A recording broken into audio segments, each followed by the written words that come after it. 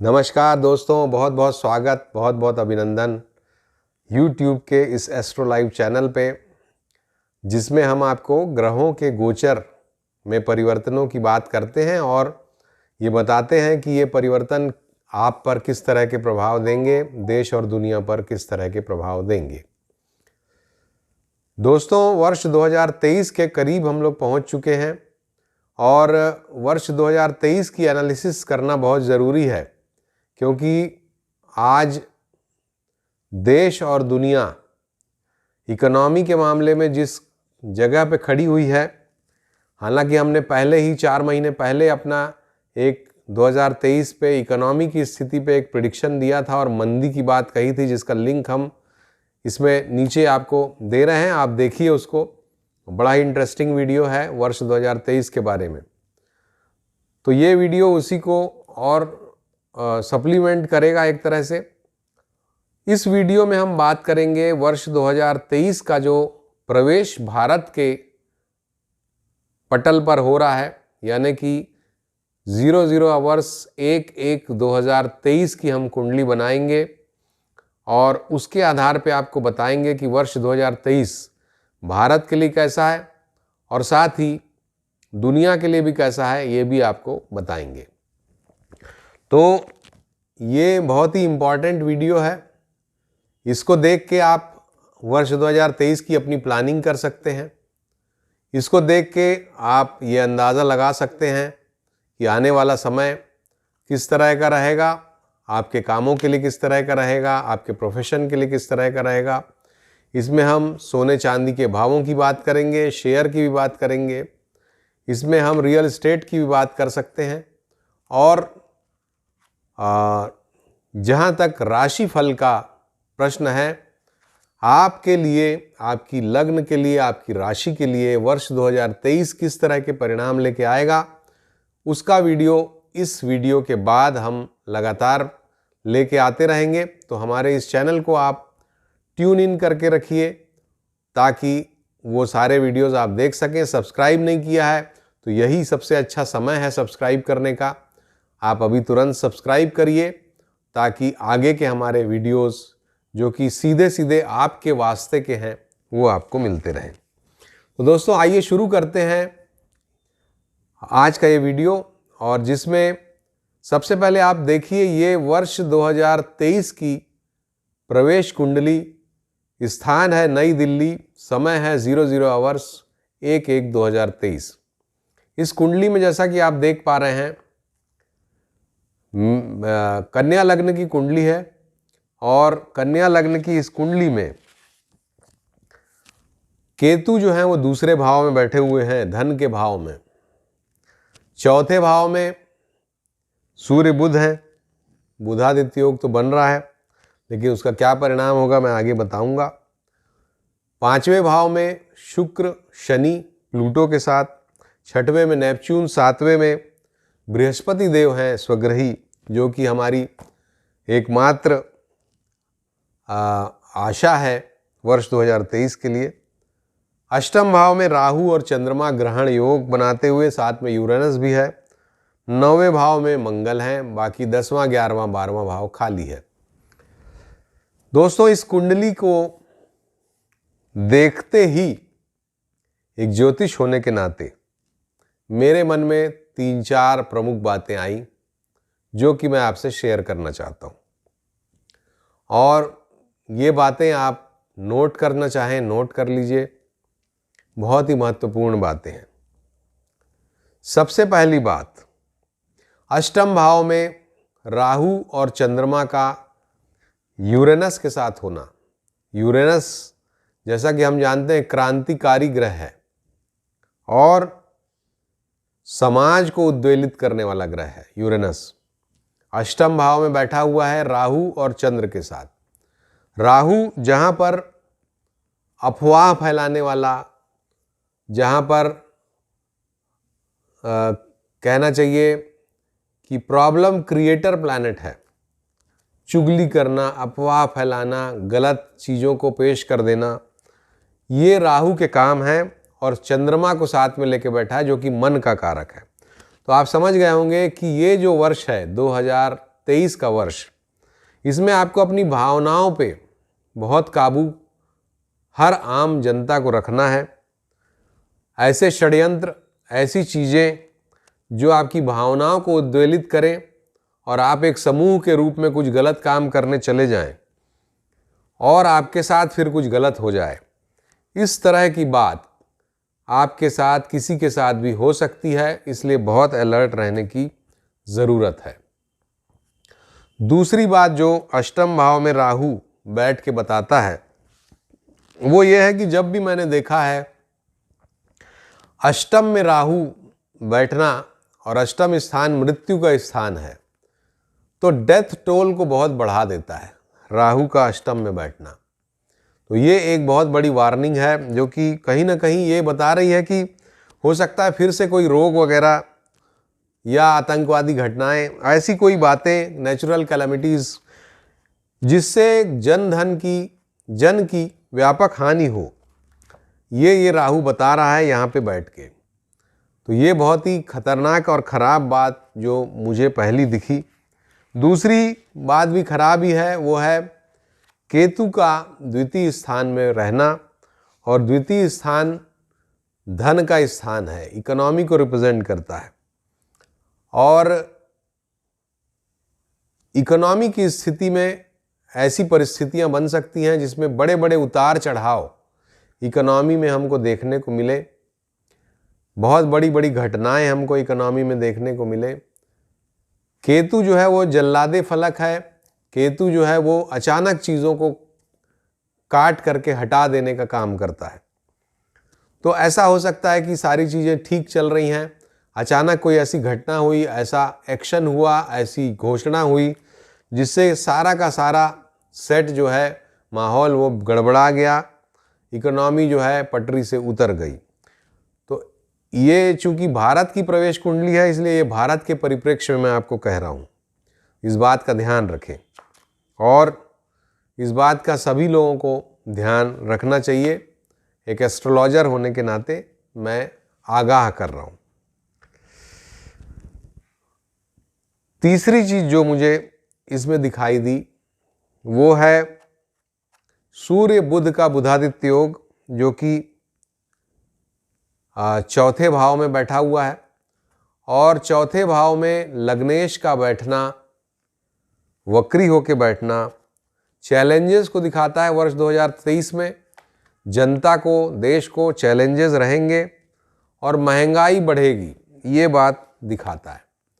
तो ये तीन खराब चीज़ें जो वर्ष 2023 के लिए मुझे दिखाई दे रही हैं सबसे ज़्यादा, वो मैंने आपको बताई। अब अच्छी चीज़ जो है वो मैं आपको बताता हूँ। वर्ष 2023 में गुरु देव, बृहस्पति देव सप्तम भाव में बैठ के लग्न को पूर्ण दृष्टि से देख रहे हैं। तो इसका तात्पर्य ये है कि चाहे जितनी भी परिस्थितियां डामाडोल हों, भगवान का आशीर्वाद भारत को संभाल लेगा, देश ठीक ठाक चलेगा, क्योंकि गुरु की दृष्टि है। तो गुरु की ये जो दृष्टि है, हालांकि डेथ टोल बढ़ सकती है, इकोनॉमी खराब हो सकती है, लेकिन कभी भी परिस्थितियां इतनी खराब नहीं होंगी कि भारत को श्रीलंका की पटरी पर जाना पड़े, भारत को भूखमरी से दो चार होना पड़े बहुत ज़्यादा। ऐसी परिस्थितियां नहीं बनने वाली हैं, नहीं बनने वाली हैं, नहीं बनने वाली हैं। अब एक और चीज़ जो मुझे देखने में विशेष रूप से लगी वो ये है कि फॉरेन इन्वेस्टमेंट भारत में बढ़ सकता है, क्योंकि 12th हाउस का लॉर्ड बुधादित्य योग बनाता हुआ चौथे भाव में जब बैठा है, फॉरेन इन्वेस्टमेंट बढ़ेगा। इसके अलावा शुक्र, शनि और प्लूटो का पंचम स्थान में बैठना शेयर बाजार में बड़े बड़े उतार चढ़ाव की स्थिति को दर्शाता है। शेयर बाजार में वर्ष 2023 में बड़े बड़े उतार चढ़ाव आएंगे, तो जो लोग शेयर बाजार में निवेश करते हैं वो सावधान रहें, वो ध्यान रखें।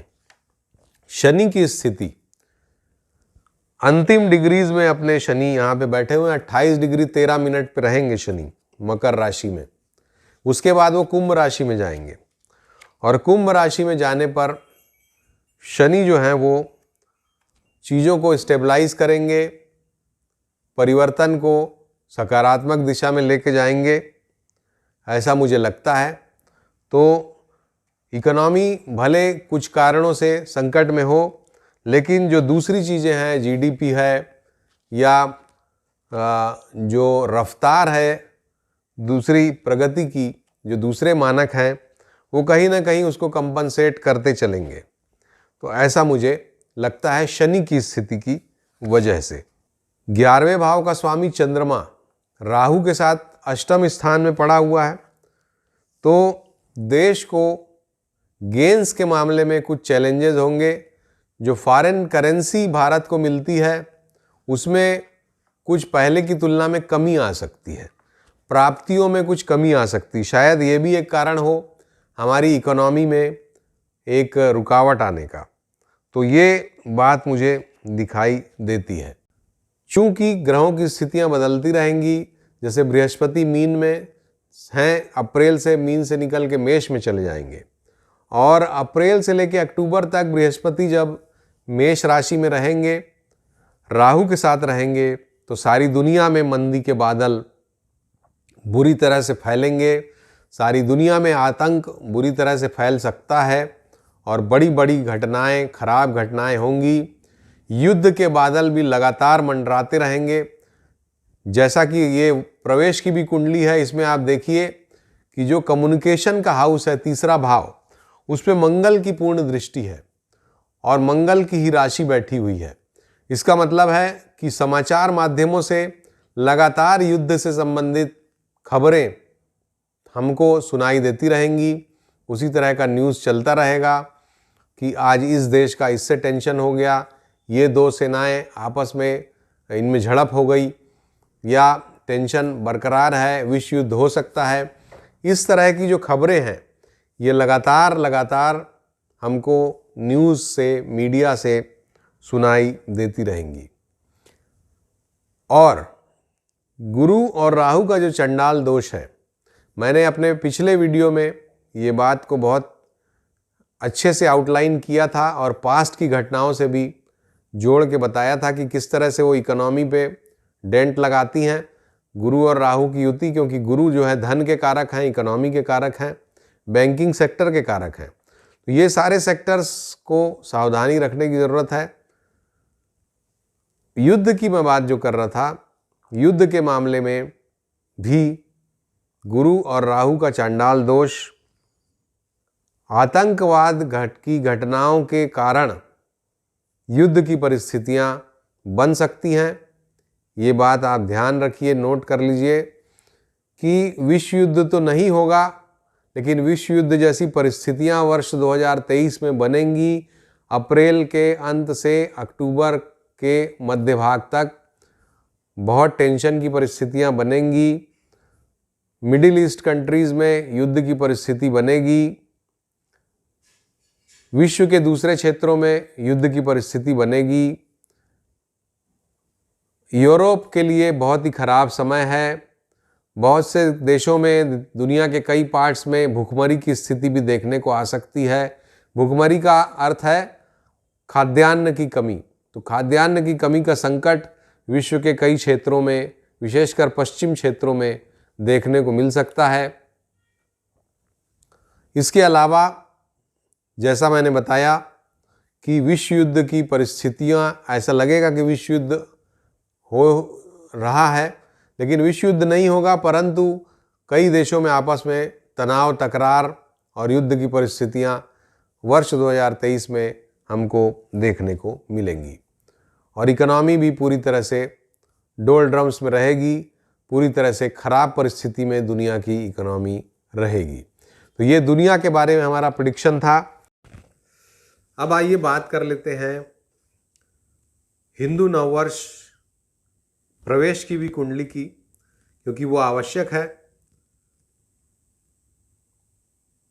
22 मार्च 2023 बुधवार को नव संवत प्रारंभ होगा 2080, और इस संवत का नाम है नल नामक ये संवत होगा।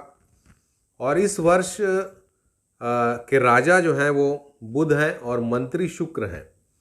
तो राजा और मंत्री बुध और शुक्र होने से मध्यम फलकारी वर्ष रहेगा, यानी कि ठीक ठाक सा गुजर जाएगा, ऐसा नव संवत हमको कहता है। इस वर्ष में जो फल हैं, फलों के दाम घट सकते हैं, खाद्यान्न की उपज ठीक ठाक होगी, वर्षा कम होगी और जो मेटल्स हैं जैसे कि सोना, चांदी, तांबा, इनके दाम बढ़ेंगे। इनमें अच्छी तेजी का माहौल रहेगा।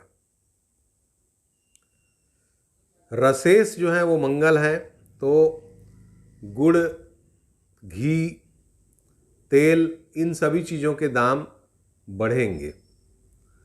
तो ये आप नोट कर लीजिए जो चीज़ें मैंने कही। इसके अलावा देश में कुल मिला के खाद्यान्न का कोई बहुत गंभीर संकट नहीं होने वाला, जैसा कि कई दूसरे चैनल प्रेडिक्ट कर रहे हैं। ठीक ठाक परिस्थितियां रहेंगी, महंगाई बढ़ेगी जैसा मैंने बताया, और धातुओं के दाम, सोना चांदी, ये सब मेटल्स के दाम भी बढ़ने वाले हैं। राजनीति की अगर बात करें तो राजनीति के क्षेत्र में सत्ता परिवर्तन के योग दिखाई देते हैं वर्ष 2023 में। जिन जगहों पे चुनाव होगा, जहां जिनकी सरकारें चल रही हैं, उसमें परिवर्तन के काफ़ी प्रबल योग दिखाई देते हैं। हमने अपने पहले के भी वीडियोस में बताया है कि भारतीय जनता पार्टी के लिए सितंबर 2022 से लेके और मार्च 2024 तक का समय चैलेंजिंग है, जबकि कांग्रेस के लिए समय में सुधार है सितंबर से। तो जैसा कि आप देख पा रहे हैं, कांग्रेस में एक अध्यक्ष मिला उनको नया, और राहुल गांधी जी की एक यात्रा भी चल रही, जिससे थोड़ी बहुत चर्चा में वो हैं। तो थोड़ी बेहतर परिस्थिति में कांग्रेस पहले की तुलना में है, ये आप मानेंगे। भारतीय जनता पार्टी के लिए थोड़ा चैलेंजिंग है, 50-50 की स्थिति रहेगी। तो 2023 में जो चुनाव होंगे उसमें सत्ता परिवर्तन हमको देखने को मिलेगा राज्यों में। इसके बाद जमीन जायदाद के जो भाव हैं, चूंकि मकर राशि से गवर्न होते हैं, मकर राशि में शनि थे अभी, और प्रॉपर्टी के रेट्स ठीक ठाक से बढ़े भी हैं इस दरमियान पिछले 1-2 वर्षों में। अभी अब शनिदेव कुंभ राशि में जाएंगे, तो कुंभ राशि में शनिदेव जनवरी 17-18 तारीख से जाएंगे और 2.5 वर्षों तक वहाँ रहेंगे। तो मेरे इस वीडियो का विषय तो 2023 है, लेकिन इस विषय पे मैं जो प्रेडिक्शन कर रहा हूँ वो 2025 तक के लिए कर रहा हूँ कि 2025 तक प्रॉपर्टी के भाव बढ़ सकते हैं। जो इन्वेस्टमेंट जिन्होंने किया है प्रॉपर्टी में, एज ए इन्वेस्टमेंट पर्पस जिन्होंने अपना पैसा लगाया है, वो थोड़ा सा वेट करेंगे तो उनको अच्छे रिटर्न्स 2024 के अंत भाग 2025 में मिल सकते हैं।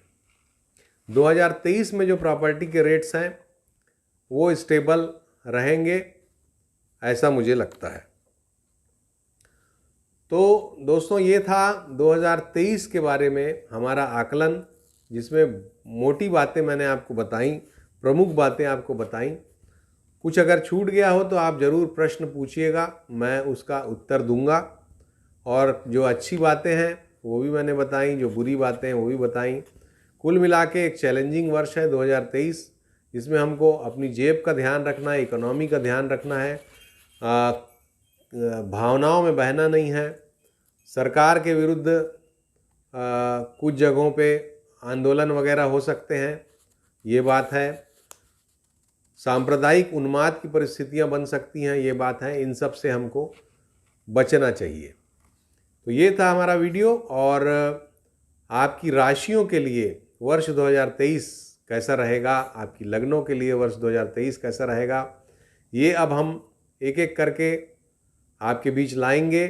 और लगातार अब ये वीडियोस हमारे अपलोड होंगे और आप उनको देखिएगा, जिसमें हम गोचर में ग्रहों की स्थिति के आधार पे आपको बताएंगे कि वर्ष 2023 कैसा रहेगा आपके लिए।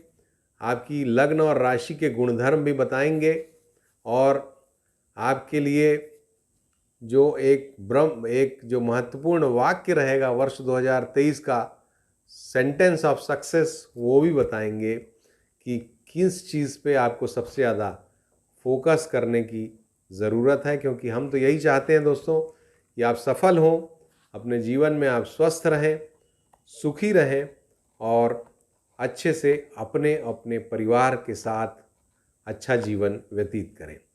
तो अभी के लिए इतना ही, और अगर ये वीडियो पसंद आया हो तो इसको ज़रूर लाइक का बटन दबा दीजिएगा। बहुत सारी जानकारियां हैं इसमें, इसलिए शेयर भी करिएगा।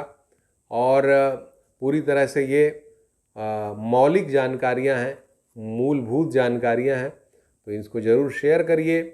और अगर हमारे चैनल को अभी तक आपने सब्सक्राइब नहीं किया है तो अपना राशिफल जानने के लिए तुरंत सब्सक्राइब करिए, ताकि हम आपको बता सकें कि वर्ष 2023 आपके लिए कैसा रहने वाला है। नमस्कार।